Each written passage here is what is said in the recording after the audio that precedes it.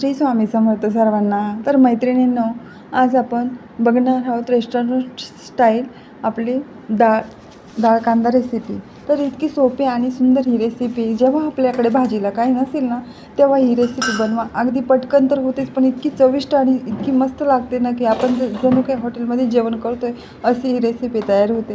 तर इथे मी तेल टाकलं आहे आणि त्यानंतर त्यात मोहरी टाकलेली फोडणीला आणि ते बारीक केलेला कांदा टाकला. तर तुम्ही म्हणाल अगदी सोपी रेसिपी तर टाकतायत, परंतु बऱ्याच जणांना ही रेसिपी माहिती नाही. त्यामुळे मी म्हटलं चला आपण आज ही रेसिपी करून बघू. आणि त्याच्यामध्ये सिक्रेट ट्रिक कशी वापरायची ती म्हणजे आपल्याला आलं लसणाची पेस्ट करून टाकायची. त्याच्यामध्ये थोडे तेजपान वगैरे टाकायची. तेल आपला सुट्टा जो मसाला असतो तेजपान दालचिनी थोडं थोडं नॉर्मल ते टाकायचं आहे. त्याच्यामध्ये काही बारीक न करता फक्त आपल्याला कांदा वगैरे टाकून करायची. परंतु त्याच्यामध्ये जर तेजपान टाकून आणि कांदा लसणाची पेस्ट जर टाकली तर इतकी सुंदर अशी चव येते.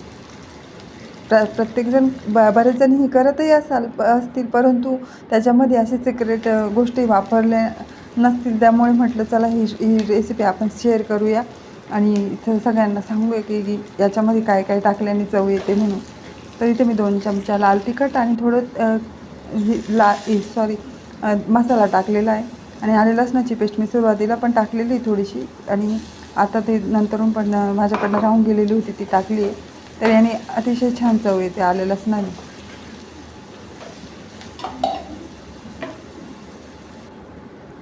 त्यानंतर मी इथे डाळ भिजत टाकलेली होती. 2 ते 3 तास भिजून द्यायची डाळ. 1 वाटी इतकी डाळ टाकलेली मी.